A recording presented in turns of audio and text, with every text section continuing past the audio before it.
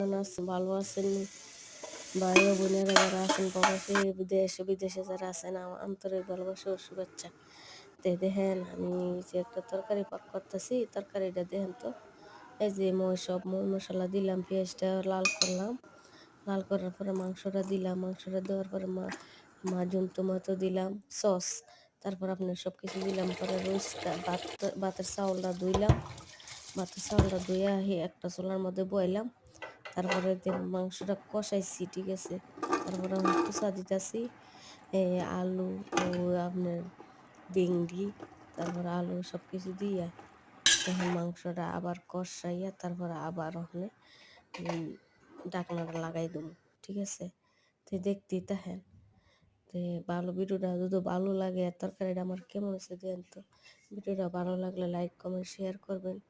ওকে, আল্লাহ হাফেজ, bye bye.